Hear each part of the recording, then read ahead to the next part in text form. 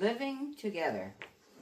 From the time she was a tiny cub, little Tyke loved to share Margaret's and my affections, and she constantly wandered from one to the other until she grew too large. She loved to lie with her hindquarters in one lap and her head in the other as we drove about in the car. If she had been following me about the ranch while Margaret was busy with her housework, she never forgot to amble into the house to spread herself full length on the kitchen floor to share her affection. I have seen Margaret go about her cooking or baking, stepping to and fro across this huge creature who watched with keen interest as though she was being taught her first lesson in culinary art. How accustomed can one become to having a lion in the house?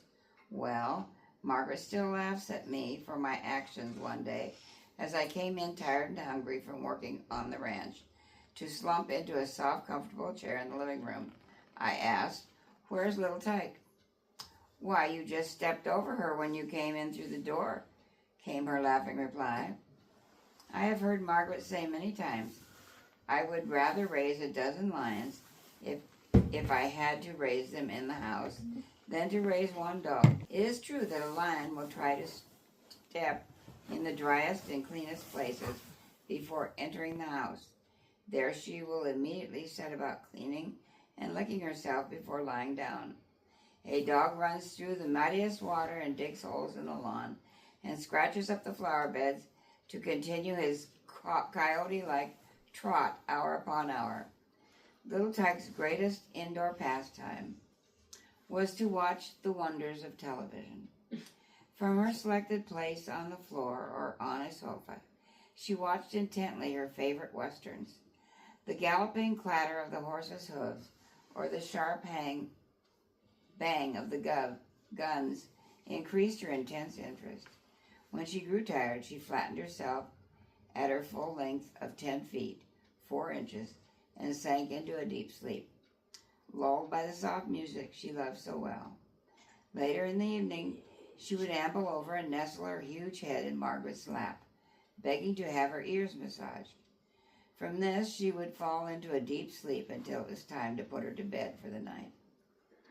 It was here that we learned of her marvelous sensitiveness.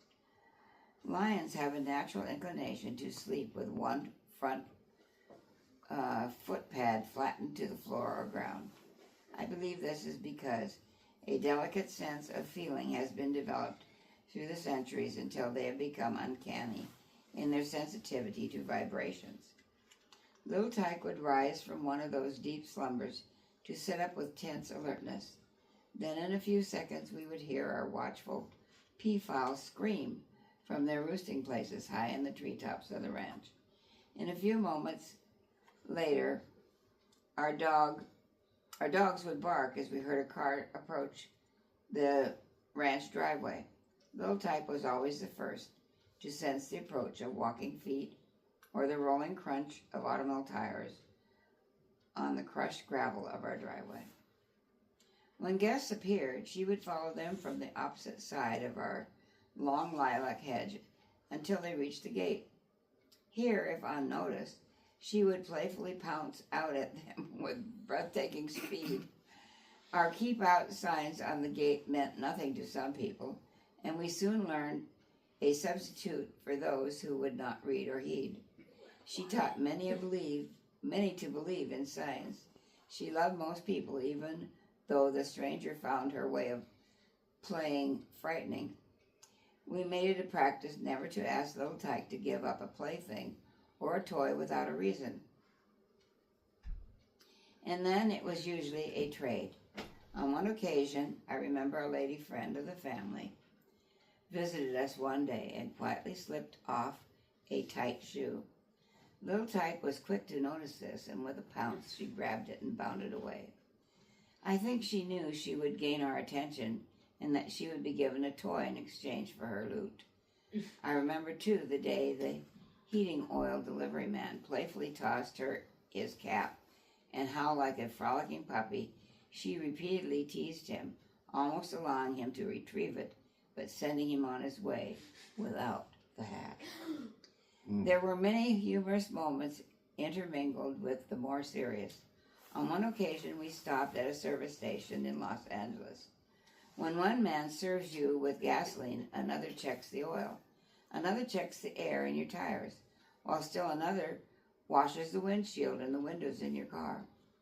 I went to all the other fellows, winked slyly, and told them to watch the man who washed the windows.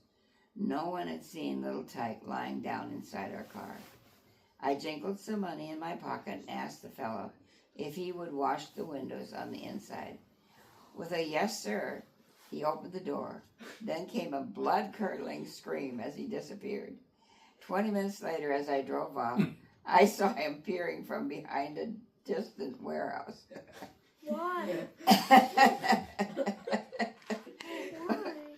Because he didn't see the lion inside the car. He got in the car with the lion.